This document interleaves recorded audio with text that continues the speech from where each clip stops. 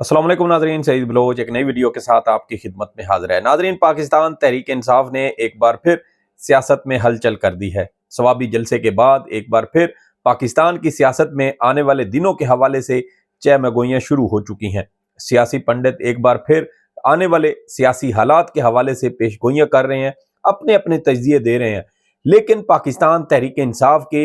इस जलसे की तपिश न सिर्फ इस्लामाबाद बल्कि इस्टेब्लिशमेंट के दारुल हुकूमत रावलपिंडी में भी महसूस की गई और इसी हवाले से फौरी तौर पर इस्टेब्लिशमेंट की जानिब से रद्द अमल भी जाहिर किया गया। हैरानी की बात यह है कि वो लोग जिन्हें पाकिस्तान तहरीक इंसाफ के इस जलसे से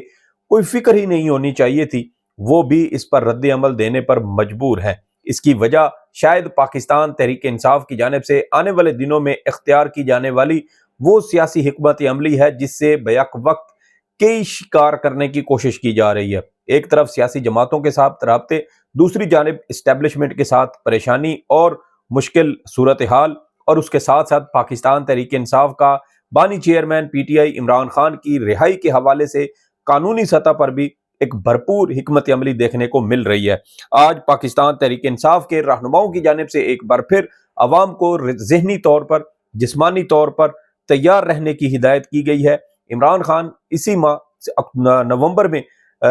मुल्क भर में फैसला कुन कॉल देंगे, जिसके बाद ये सारी सूरत हाल जो इस वक्त एक तरह से ठहराव की पोजीशन में हमें देखने को मिल रही है, ये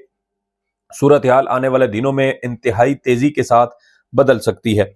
अगर हम सवाबी जलसे को देखें तो यहाँ से ये वाज़े तौर पर ये तासुर हमें मिलता है कि इमरान खान साहब की रिहाई अब बहुत नज़दीक है। हम इससे पहले अपनी मुतअद्दिद वीडियोस में आपको ये बता चुके हैं कि मार्च के आखिर में जब इमरान खान को आम इंतखाबात से पहले सजाएं हो चुकी थीं और उन सजाओं के बाद अपीलें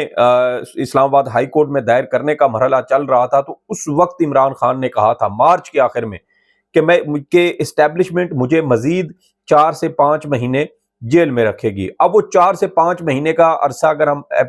मार्च से शुरू करें तो वो अब गुजर चुका है। अब वो टाइम है जहां इमरान खान साहब की रिहाई किसी भी वक्त मुमकिन हो सकती है, और शायद इसी वजह से पाकिस्तान तहरीक इंसाफ ने अब अपने कारकुनान को उस हतमी मार्के के लिए तैयार करने की कोशिश शुरू कर दी है। अगर देखा जाए तो हमें मुआशी तौर पर, समाजी तौर पर, इक्तिसादी तौर पर, सियासी तौर पर और जमहूरी तौर पर हर तरफ से हमें ये पूरा जो इस वक्त एक खेल फैलाया गया है, जो एक जाल बिछाया गया, अब ये सारी चीजें हमें एक ही नुक्ते पर आगे मरकूज होती नजर आती हैं। और इसी मामले के साथ जुड़ी है इमरान खान साहब की रिहाई, और पाकिस्तान तहरीक इंसाफ की क़यादत इमरान खान के कहने पर अपने कारकुनान को इमरान खान की मुमकिना रिहाई के हवाले से तैयार कर रही है। सवाबी जलसे के अंदर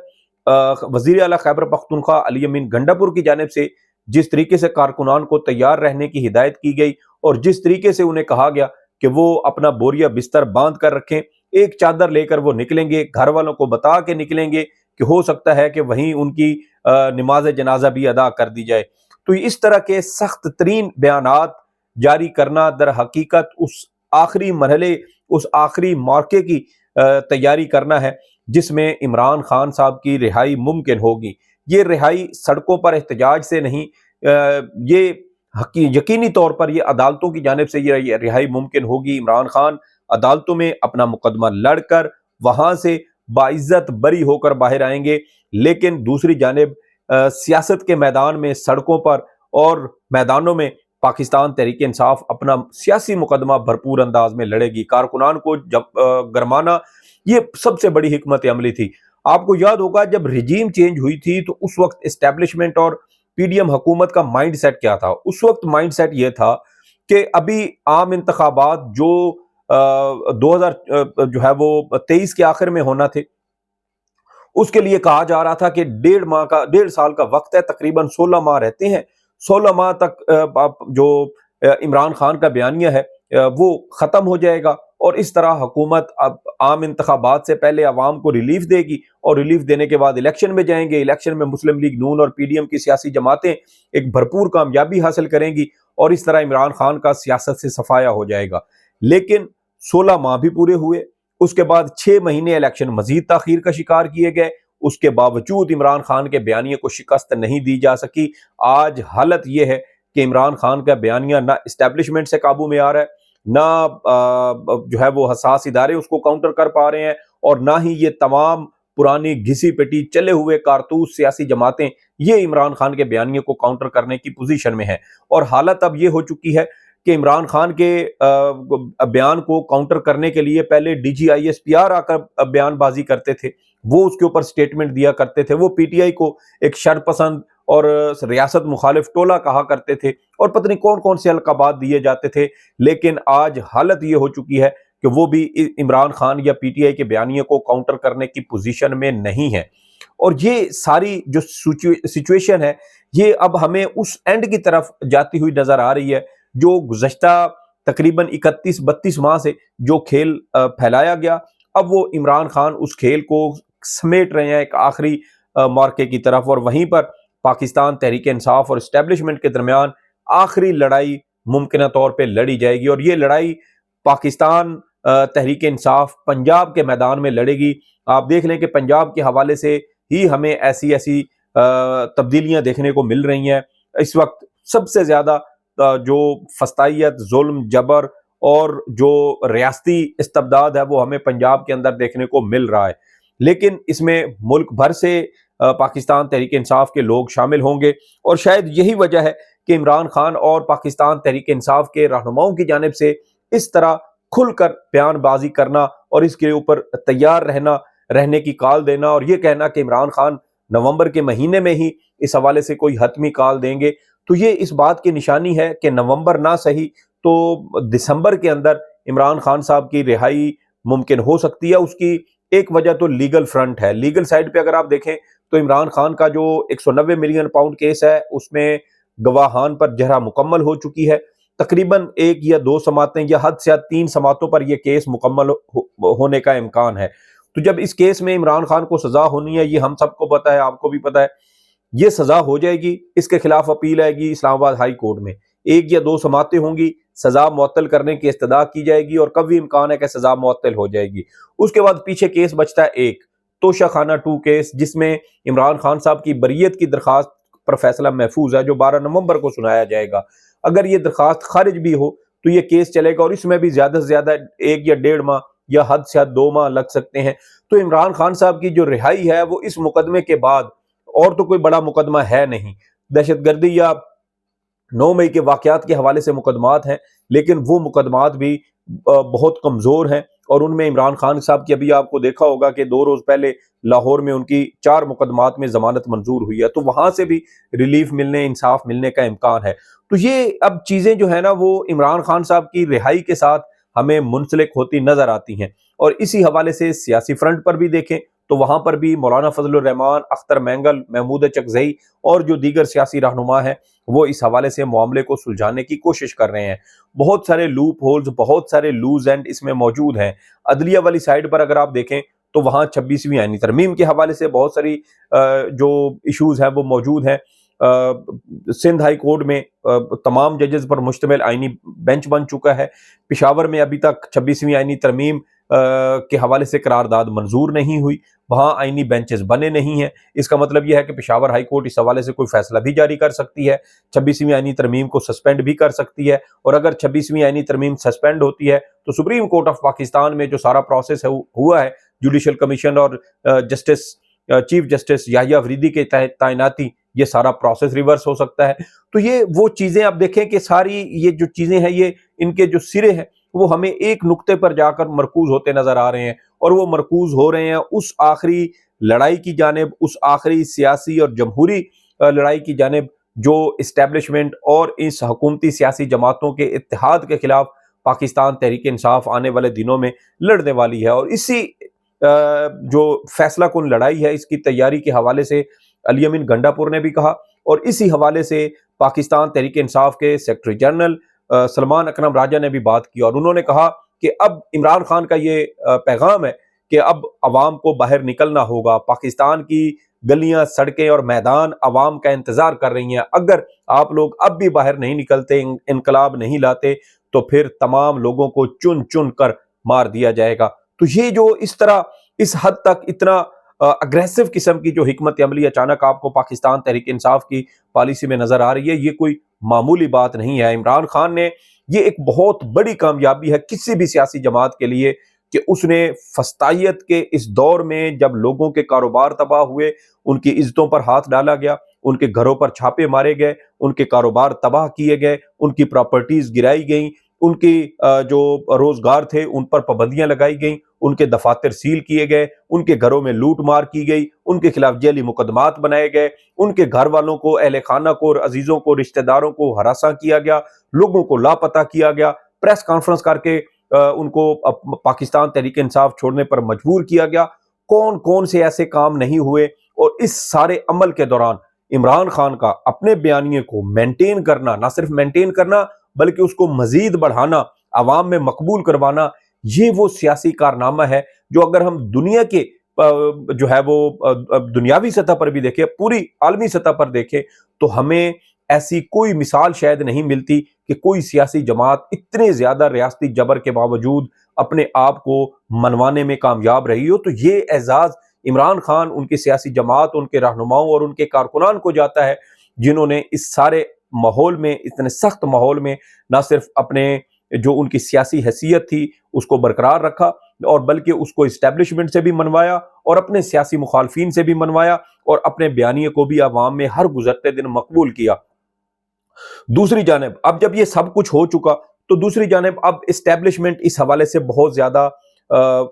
دباؤ کا شکار ہے۔ دباؤ کا شکار اس سینس میں ہے کہ صوابی کے اس جلسے کی جو تپش ہے وہ ہمیں راولپنڈی اور اسلام آباد میں محسوس ہوتی نظر آتی ہے۔ مثال کے طور پہ اسلام آباد میں دیکھیں، جلسہ صوابی میں تھا، یہاں سیل اسلام آباد کو کر دیا گیا، 0 پوائنٹ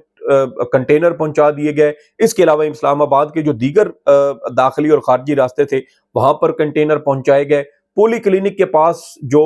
فضل حق روڈ تھا اس کو بلاکس لگا کر بند کر دیا گیا۔ تو بھئی جلسہ ثوابی میں ہے، آپ کو اسلام آباد میں کس چیز کا ڈر ہے کہ یہاں کیا پی ٹی آئی کوئی احتجاج کرے گی؟ تو اس سے آپ اندازہ لگا سکتے ہیں کہ اسلام آباد میں بھی اس جلسے کی تپش محسوس ہوئی، نہ صرف تپش محسوس ہوئی بلکہ باقاعدہ پاؤں جلے، پر جلے، ہاتھ جلے اور سیاسی نظریات جلے۔ دوسری جانب آپ راولپنڈی میں دیکھیں تو راولپنڈی اسٹیبلشمنٹ کا دارالحکومت ہے، گڑھ ہے، وہاں سے بھی ہمیں اس جلسے کی تپش محسوس ہوتی نظر آتی ہے اور اس کا ہمیں رد عمل بھی دیکھنے کو ملا۔ اور وہ رد عمل کیا تھا؟ وہ رد عمل تھا جناب خواجہ آصف صاحب کا صوابی جلسے کے حوالے سے بیان۔ خواجہ آصف صاحب فرماتے ہیں پاکستان تحریک انصاف کی جو قیادت ہے وہ کوئی 50% کمپرومائزڈ ہے اور کوئی 25% کمپرومائزڈ ہے۔ علی امیر گنڈا پور کے حوالے سے بھی انہوں نے کہا کہ وہ بھی ایک کمپرومائزڈ سیاسی رہنما ہیں۔ تو یہاں خواجہ آصف صاحب سے ایک سوال بنتا ہے کہ خواجہ آصف صاحب، آپ نے اس بات کو تسلیم کر لیا ہے کہ پی ٹی آئی میں بہت سے لوگ ایسے ہیں جو 50% کمپرومائز نہیں ہیں اور بہت سارے ایسے ہیں جو 75% کمپرومائز نہیں ہیں آپ کے اپنے بیان کے مطابق۔ تو مجھے بتائیں، تو یہ تو آپ اس بات کا اعتراف کر رہے ہیں کہ پاکستان تحریک انصاف اس تمام تر جبر اور فسطائیت کے باوجود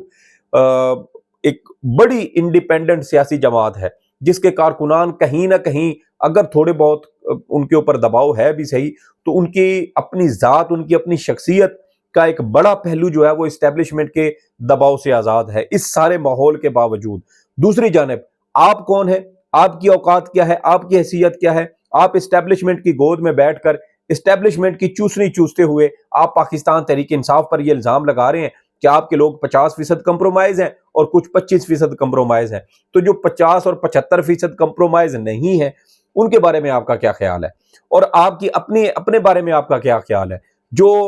اسٹیبلشمنٹ کے ساتھ لندن پلان بنا کے نواز شریف اور دیگر سیاسی رہنما اسٹیبلشمنٹ کے ساتھ اپنے ضمیر کا سودا کر کے، اپنی سیاست کا سودا کر کے، اپنے اس ملک کے 25 کروڑ عوام کا سودا کر کے جو اقتدار میں آئے ہیں، جو لوگ ڈاکٹر یاسمین راشد سے 88,000 ووٹوں سے ہارے ہوئے ہیں، جو مریم صفدر روان وہ